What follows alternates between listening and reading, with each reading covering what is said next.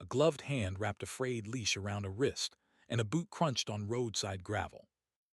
An old shepherd lifted his big head and looked up the long driveway lined with white iron gates and tall hedges. Music drifted down from a distant tent strung with paper lanterns. The man stopped at the bottom of the drive and stood very still. He held the leash loose. He did not move past the curb. He just looked up at the music and the lights and the slow movement of women in long dresses crossing a green lawn. His cut was washed and pressed. His beard had been trimmed that morning. His boots were polished black. He had only come to see the gown from the road. He would not climb the drive. He had promised himself that. Who had told the old dog she was up there? Stay with me. The road was a long, quiet country lane that wound through the hills outside Carmel Valley on a warm spring evening.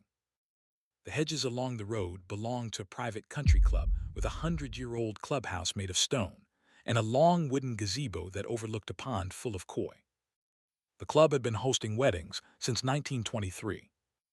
The wedding tonight was the largest the club had hosted in years.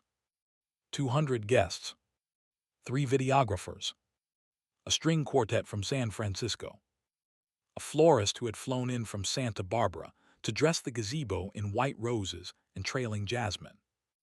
The bride was the only daughter of the chairman of a regional bank. Her name was Sierra Holloway. She was 38 years old. She was a forensic accountant at a firm in Monterey. She had grown up in a 5-bedroom house with a swimming pool and a stable for 2 horses. She had gone to a private high school and then to Stanford. Her fiancé was a tax attorney who had also gone to Stanford. The wedding was being paid for by Sierra's mother and stepfather, and the price tag was somewhere north of $400,000. Sierra's biological father was standing at the bottom of the country club driveway in a faded black leather cut with an old K9 at his heel. His name was Reno Holloway. He was 64 years old. He had ridden for the Hells Angels chapter in Monterey for 39 years. He was a quiet man. He had spent most of his working life as a long-haul mechanic at a diesel shop off Highway 68. He had been married once, a long time ago, to Sierra's mother, a woman named Marion who had loved the chapter at first and then had grown tired of it and then had grown afraid of it. Marion had divorced Reno when Sierra was 8. She had remarried 2 years later to the banker, who was now footing the bill for the wedding. Reno had not contested any of it. He had paid his child support every month for 10 years, and he had picked Sierra up every other weekend and ridden with her in his sidecar to the chapter's family barbecues, and to the beach at Big Sur, and to the small ice cream parlor in Carmel, where she always ordered mint chip in a sugar cone. Then in 2012, there had been a feud between Reno's chapter and a rival outfit that had ended badly. A chapter brother had been shot at a roadhouse, and Reno had been present. He had not pulled a trigger. He had not been charged. He had not been arrested. The shooting had been a long-running dispute between 2 other men, and Reno had only been in the parking lot loading his bike at the wrong moment. But Marion had read the article in the local paper, and she had decided that Sierra, then 28 years old and finishing her first year as a working accountant, would no longer be safe attending chapter events. She had told Sierra so. Sierra had agreed. The 2 of them had stopped returning Reno's phone calls. Reno had understood at some level, even at the time, that Marion was not entirely wrong. The roadhouse shooting had been a near thing. A round had passed within 3 feet of his head. He had sat in his living room the night after the shooting with a glass of bourbon in his hand and thought hard about what he would tell Sierra if she asked him to describe what had happened. He had not come up with a good answer. So when Sierra had called him 3 weeks later and said please, he had taken the request the way a man takes a punch he half deserves. He had not fought it. Sierra had been the one to call him 3 weeks later and tell him she was done. She had not yelled. She had cried. She had said that she loved him, but that she could not be a part of the chapter's world anymore. She had said it had been an easy decision and a hard one at the same time. She had asked him to please not call. She had said please 3 times. He had not called. He had not written. He had not driven past the house where she lived with her mother and the banker. He had sat at home alone in his small bungalow off the Salinas Road, and he had ridden his bike with the chapter on Sunday mornings, and he had let her go. There were nights in the bungalow when he would pour 2 fingers of bourbon and sit at the kitchen table with his phone in front of him and stare at her contact picture. The picture was an old one. It had been taken at the chapter's family barbecue when she was 18 years old, the summer before she went to Stanford. She was laughing in the picture at something a chapter brother named Booker had just said. Reno would scroll to the green call button, and his thumb would hover over it, and then he would set the phone face down on the table and finish the bourbon. He had done this maybe 200 times in 10 years. He had never pressed the button. He had kept tabs on her from a distance. The same chapter brother whose wife worked at the country club had also worked as a freelance bookkeeper for a small law firm in Monterey, and the law firm did some quiet work alongside Sierra's accounting firm. Reno had learned over the years that Sierra had been promoted twice, that she had moved to a small cottage in Carmel, that she had started dating a tax attorney named Andrew. Reno had committed each of these details to memory and never spoken them aloud. He had filed them away the way a man files the small things that keep him going. The K9 at his heel was an 11-year-old Belgian Malinois named Captain. Reno had raised the dog from a puppy. Sierra had been 13 years old when Reno had brought the puppy home from a chapter brother's litter. She had bottle-fed the puppy through her 2-week visit at her father's house that summer. She had named him Captain herself. She had picked the name out of an old library book about a sailor's dog. The puppy had slept in her lap on the couch through every evening of those 2 weeks. When she had gone home to her mother at the end of the summer, Captain had refused to eat for 2 days. Captain knew Sierra sent the way a dog knows his first person. He had never forgotten it. Reno had walked Captain past the country club driveway tonight without thinking about that. He had only wanted to see his daughter's wedding gown from the road. He had heard about the wedding from a chapter brother whose wife worked at the country club's catering office. He had not been invited. He had not expected to be invited. He had only wanted to stand at the curb and see her, once from a distance. He did not know that Captain had recognized the scent from a quarter-mile down the road. Reno stood at the bottom of the driveway and looked up at the tent. He could see white tablecloths through the open sides. He could see candles. He could see the shapes of guests moving slow between the tables. He could not see Sierra. He waited. He held the leash loose. Captain pulled against the lead. Reno tightened his grip. "Easy boy," Reno said quiet. "Not tonight. We just look." Captain pulled harder. The shepherd's old hips were stiff, but he could still pull when he wanted to. Reno braced. The leash slipped through his glove an inch. The string quartet inside the tent stopped playing one song and started a new one. The new song was the opening notes of the bridal march. Reno's grip tightened on the leash.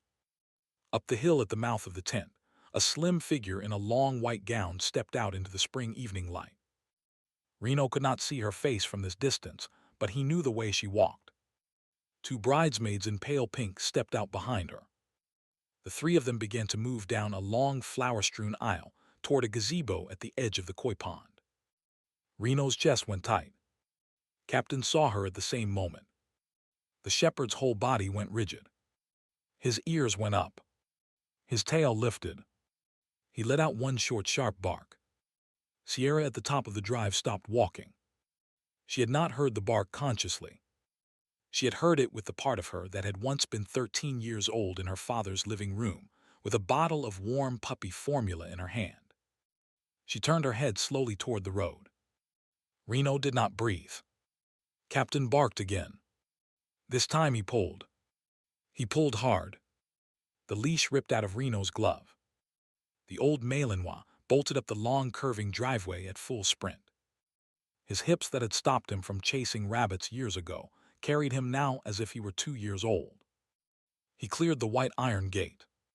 He bounded across the green lawn. He passed 2 rows of seated guests who turned to look. He passed the string quartet, who faltered for one note and then kept playing. He covered the last 100 yards in a long, arrow-straight line toward the gazebo. Sierra dropped her bouquet on the aisle. She walked the last 3 steps to the gazebo herself and turned around just as Captain reached her. The old shepherd hit her at the knees and pressed his head into her stomach and stayed there. Sierra went down on one knee in her wedding gown on the trampled white rose petals and threw both arms around the dog. She put her face into his fur. Her shoulders shook. The string quartet stopped playing. For one moment the lawn held its peace. 200 guests sat frozen in their white folding chairs. The fiancé stood at the gazebo in his black tuxedo with his hands at his sides and did not move. The string quartet held their bows above their strings. The florist near the back of the tent dropped a vase of jasmine onto the grass and did not pick it up. Sierra knelt on the petals with the old Malinois pressed against her chest. She breathed in the smell of his fur. The fur smelled the way it had smelled when she was 13 years old. Then she lifted her head and looked down the long lawn toward the road. She saw the man in the leather cut standing at the bottom of the driveway with one empty leather glove in his hand. Sierra stood up off the pedals. "If you're still with me, hit that subscribe button." She turned to her fiancé. She handed him her bouquet that one of the bridesmaids had picked up off the aisle. She said something quiet to him that nobody but he could hear. He nodded. His face went through 3 expressions and settled on a small, steady smile. He kissed her on the cheek. Sierra turned around and started walking back down the aisle. She did not walk the way a bride walks at the start of a ceremony. She did not move in a slow processional. She walked the way a daughter walks when she has finally figured out where she has been going for 10 years. She walked back down the long aisle past the seated guests. Captain trotted at her side with his big head up and his tongue out. She passed the string quartet. She passed the rows of seated relatives. She walked through the white iron gate at the top of the drive. She walked down the long curving driveway in her wedding gown, with the train sweeping the gravel behind her and the Malinois at her heel, and her face wet with quiet tears. Reno watched her come. He could not move.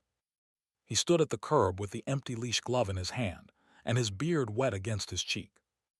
He did not know what she was going to do. He thought for one wild moment that she might be coming down to tell him to leave.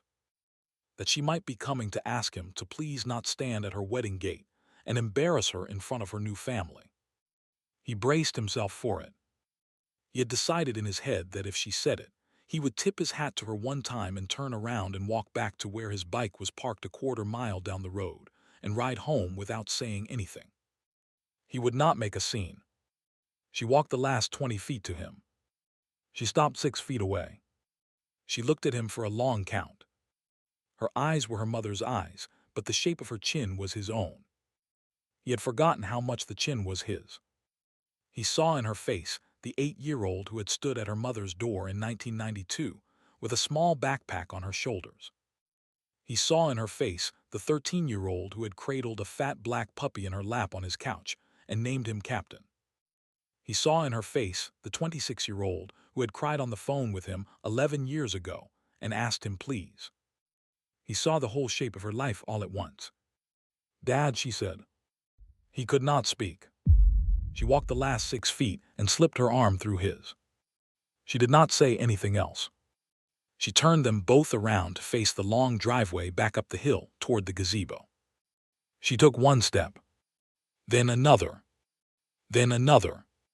She walked her father back up her own wedding aisle.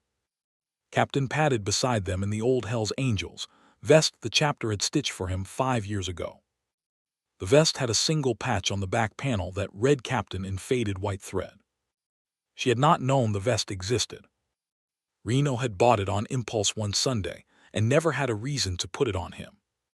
He had grabbed it tonight off the kitchen hook on his way out the door because it had a small brass D-ring he liked for the leash. The patch on the back happened to be facing outward as the 3 of them walked up the lawn. The 200 guests were on their feet by the time the 3 of them reached the top of the drive. The string quartet picked up the bridal march from where they had left it.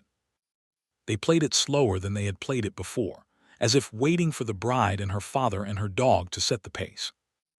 Reno walked his daughter the length of the aisle one slow step at a time. He had not walked anybody anywhere in 10 years. He had forgotten what his own arm looked like with a woman on it. His legs almost gave out twice. Sierra felt him stumble both times and held him up by the elbow. The two of them moved together. The guests watched. At the gazebo, Sierra stopped. She unhooked her arm from her father's. She turned to him. She kissed him once on the cheek. She whispered 3 words in his ear. He nodded. His mouth was a hard line. He could not yet trust himself to smile. The pastor at the gazebo had not stopped his Bible from quivering slightly in his hand the whole time. The 3 of them had been walking up the aisle. He set the Bible flat on the small wooden lectern in front of him and pressed his palms against the cover and steadied them. The crowd of 200 guests stayed standing. Andrew at the gazebo waited with his hands at his sides and a small, steady smile on his face. She turned to her fiancé. The fiancé held out his hand. Sierra took it. Reno stepped back. Captain sat down at Reno's heel. The 2 of them stood at the edge of the gazebo together and watched the ceremony. The pastor began. He had been told nothing about the change in plans. He read his lines the way he had practiced them. The vows went the way vows go. Sierra said yes. The fiancé, whose name was Andrew, said yes. The pastor pronounced them married. The kiss happened. The guests stood up and clapped. Andrew lifted Sierra's hand in his own and raised both their arms in the air. The string quartet broke into a recessional.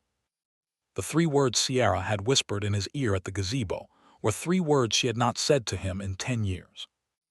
They were the words she had used as a small girl every Sunday evening when he had driven her back to her mother's house after a weekend at his bungalow.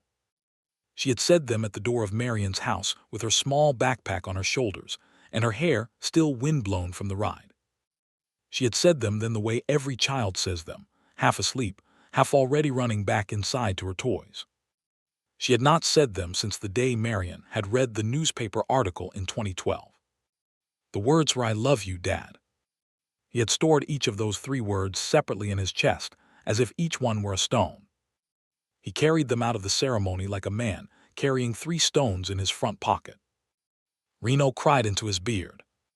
He did not try to hide it. Captain leaned against his shin and looked up at him with calm, tired eyes. The reception was loud, and Long and Reno did not try to leave. He stood at the back of the tent with Captain at his heel and watched his daughter dance with her new husband. He watched her dance with her mother. He watched her dance with her stepfather, who walked across the tent to greet Reno afterward with his hand outstretched. The 2 men shook. The banker said quietly that Reno had a fine daughter. Reno said quietly that he knew. A chapter brother named Booker, the same one who had made Sierra laugh in the old picture from her 18th summer, somehow showed up at the tent halfway through the reception. He had been invited by the country club's catering manager, whose wife had told him about the bride walking her father up the aisle. Booker arrived in a clean cut with a small bouquet of yellow roses in his hand. He gave the roses to Sierra. He stood at the back of the tent with Reno, and the 2 of them watched the dance floor and did not say much. Booker had known Sierra since she was 9. He had bounced her on his knee at chapter barbecues. He had taught her how to throw a baseball. He had not seen her in 11 years. He cried into his beard the way Reno had cried into his. The 2 men stood shoulder to shoulder until midnight. Captain leaned against Booker's shin at one point, and the old chapter brother laid his hand on the dog's head and kept it there for a long count. Marion came over near 11 o'clock. She handed Reno a glass of champagne. She looked at him with her own eyes that were not so different from Sierra's eyes after all. She did not say much. She raised her glass to him. He raised his. They both drank. She walked back to the head table. Reno watched her go. He set the empty glass down on a high table beside him. Sierra came to find him near 11 p.m. She had taken her shoes off 2 hours ago. She had a slice of cake on a plate in her hand. She handed him the plate. She sat down on the chair beside him. Captain laid his head on her foot. "How did you know I would walk down to the road tonight?" she said. "I did not know," Reno said. "I did not plan it. I just came to see the gown from the curb. I was going to leave." She nodded. She looked at the dog on her foot. "He knew. He always knew," Reno said. She laid a hand on the dog's head. Captain closed his eyes. "Will you come for Sunday dinner next week?" she said. "Andrew makes a good roast. Bring Captain. Bring whoever else from the chapter you want. Mom is going to be there. She wants to see you. She told me so 2 weeks ago. She did not tell me how to tell you." Reno looked at his daughter for a long count. "Yes." They sat together in silence for a long time. The string quartet had been replaced by a louder band on the stage at the front of the tent. People were dancing. Captain slept under Sierra's foot. Reno held the plate of wedding cake in his lap and did not eat it. The frosting melted slow into the buttercream. Reno went to Sunday dinner the following week. He brought Captain. He brought a bottle of red wine and a paper sack of mint chip ice cream he had picked up at the parlor in Carmel on his way over. He sat at Andrew and Sierra's long oak table with Marion across from him and her banker husband at the head of the table. They ate roast and potatoes and green beans from Marion's garden. Marion talked to him about a book she was reading. The banker asked him about diesel engines. The banker turned out to know more about pre-war Harley flatheads than any man Reno had met outside the chapter. He had restored one in his garage in the late 90s. He showed Reno a small black and white photograph of the finished bike that he kept in his wallet. Reno was impressed in spite of himself. The two men sat together on the back porch after dessert and traded stories about old engines until almost midnight. Marion came out to the porch once with another glass of wine for each of them and stayed for a long time leaning against the doorframe and listening. Captain slept under the table with his head on Reno's left boot the whole evening. Reno went to Sunday dinner every week for the rest of his life. Captain was at his heel every week.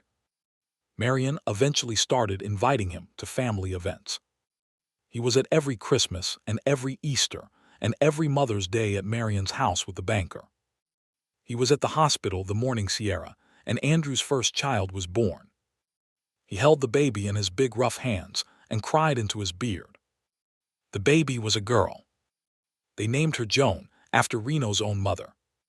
Sierra had remembered the name from a single offhand mention Reno had made when she was 9 years old, sitting on his porch with a glass of lemonade, when he had told her his mother's name, and a single story about how the old woman had stood up to a sheriff in Bakersfield in 1962 over a parking ticket and won. Sierra had not forgotten the story. She had not forgotten the name. The baby Joan grew up with 3 grandfathers in her life. The banker, Andrew's quiet father who lived in Phoenix and visited twice a year, and Reno. She called Reno Papa Reno. She rode in his sidecar to the chapter's family barbecue from the time she was 4 years old. She wore a small leather vest that the chapter had stitched for her with her name on the back. She turned out to be a quick, clever child with her mother's accounting mind and her grandfather's stubborn jaw. She graduated from Stanford herself 25 years later and gave her commencement speech with Reno sitting in the second row in his cut. She mentioned him by name twice in the speech. The room had clapped both times.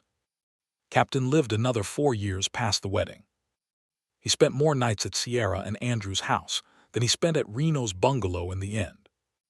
Sierra had set up a soft bed for him on the rug in the living room, and he liked the light from her front window in the afternoons. He liked the slow way her household moved compared to Reno's. He had been a working chapter dog his whole life, and he had earned a soft retirement. Reno was happy for him to have it. Captain died on a warm afternoon on the rug in Sierra, and Andrew's living room with his old head on her foot. She had been working from home that day, going through tax returns at her dining table with her reading glasses on. She had felt the dog's chest stop moving against her ankle. She had set down her pen and slid down off her chair onto the rug and held the dog's head in her lap until Reno arrived from the bungalow 40 minutes later. She did not call Andrew at his office. She did not call her mother. She just sat with the dog and waited for Reno. The chapter buried Captain under a young plum tree in Reno's backyard.